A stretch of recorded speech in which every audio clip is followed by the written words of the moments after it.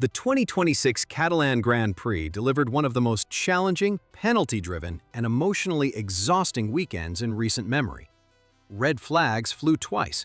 Riders were rushed to medical facilities. A hard-earned podium vanished hours after the champagne was sprayed because of a tire pressure infringement.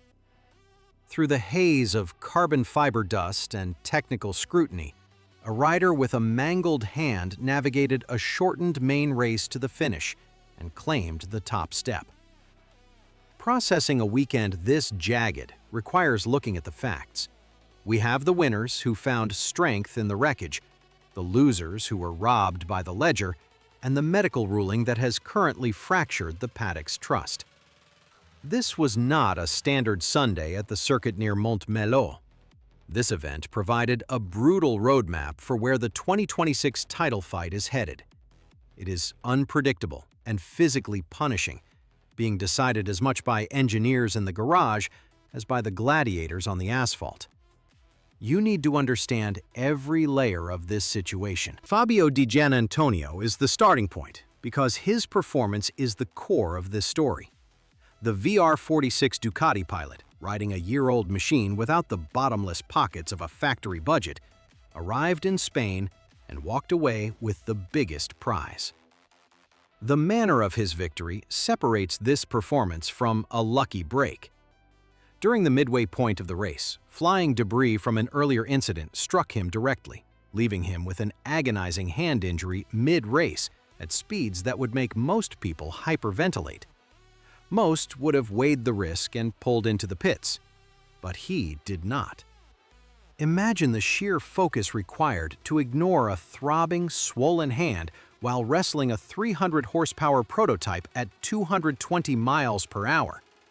He kept his head down, managed the physical agony, and kept his rhythm through two separate stoppages that essentially turned a marathon into a 12-lap street fight.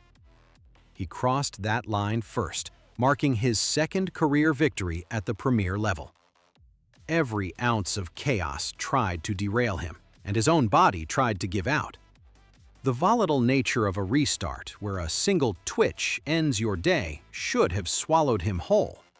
He proved he belongs at the absolute pinnacle, and the factory teams are officially on notice that VR46 has a stone-cold winner on their roster. We have to address the crashes that paralyzed the event and sent two world-class athletes to the hospital, Alex Marquez and Johan Zarco. These were not low-side slides into the gravel.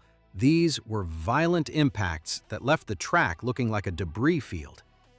When officials throw the red flag twice in 60 minutes, the situation moves past sport and into survival. It was grim, testing the nerves of everyone watching. What happened next showed the true character of this grid. Pecco Bagnaia and Luca Marini, after being caught up in the collision themselves, immediately rushed over to assist Zarco. No hesitation and no checking with the team via radio. Just two human beings seeing a peer in danger and reacting. That is the Brotherhood of the Paddock, a rare sight in a world defined by cutthroat competition. Both Zarco and Marquez were transported for emergency scans and missed the subsequent Monday testing window.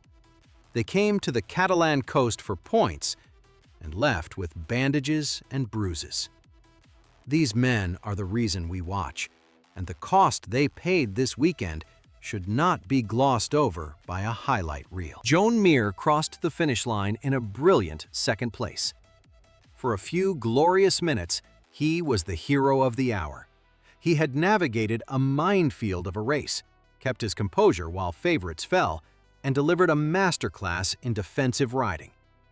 For the Honda camp, this was the light at the end of a very dark tunnel. They have spent years wandering in a technical wilderness, watching their dominance evaporate while their riders struggled just to finish in the points.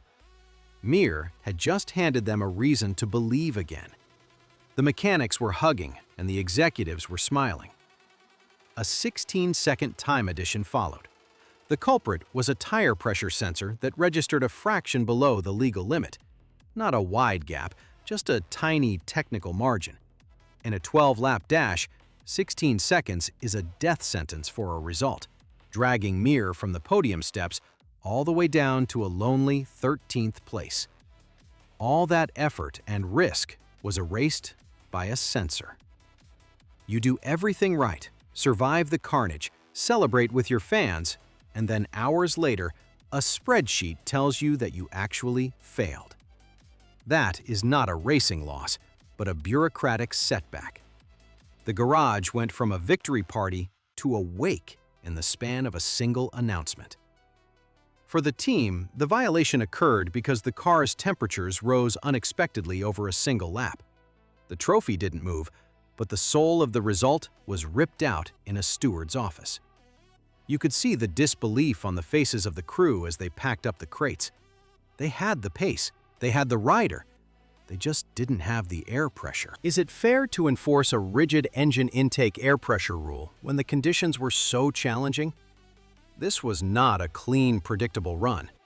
The straightforward, uninterrupted race meant tires were not subjected to the unpredictable heating and cooling of multiple red flags. Strategies were being rewritten on the fly while riders sat on the grid staring at the sun. Applying the rule with such clinical precision in an abnormal race feels like a failure of common sense. Does the rulebook serve the sport, or is the sport now governed entirely by censors? This ruling didn't just hurt Mir. It sent ripples through the entire order. Pecco Bagnaia, who had already earned respect for his actions during the red flag, found himself promoted to third. These are vital points for his 2026 campaign. Bagnaia didn't have the fastest bike on Sunday, but he has something just as valuable: a knack for being in the right place when the world falls apart. That is how a championship campaign is fought. He stayed upright, he stayed human, and he collected the hardware. Marco Bezzecchi secured a very quiet, very efficient fourth. In a weekend defined by attrition and hospital visits, a clean fourth-place finish is worth its weight in gold.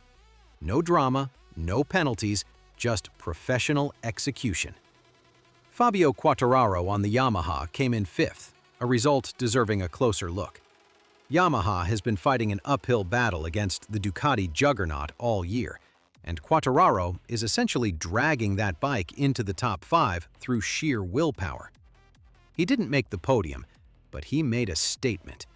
When the grid is disintegrating, the former champion knows how to salvage a result from the wreckage. The 2026 Catalan Grand Prix was a microcosm of the modern era. It proved that satellite teams like VR46 are no longer underdogs. They are the benchmark. It reminded us that the physical toll of this sport remains absolute, regardless of how much safety gear we invent. It showed us that the technical era of the sport has created a new kind of hazard that exists in the data, not on the track. The standings are tighter than ever. Bagnaia is playing the long game, racking up points and staying out of the steward's office. The field is closing in. Giannantonio has found a new level of grit. Honda has found speed, even if they haven't found a way to keep their trophies yet. The 2026 series is not a procession.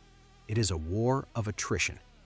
Every weekend is a new set of hurdles, and some of those hurdles are invisible until you cross the finish line. What is your take on the tire pressure ruling? Is it a necessary safety protocol that must be followed to the letter, or did the stewards ignore the reality of a chaotic afternoon? I want to hear your thoughts in the comments, because this is the debate that will define the rest of the season. Make sure you hit subscribe so you don't miss the next deep dive into the fallout of this year. The 2026 season is only getting more intense, and the next round promises even more drama on and off the circuit. Stay tuned, as this is just the beginning.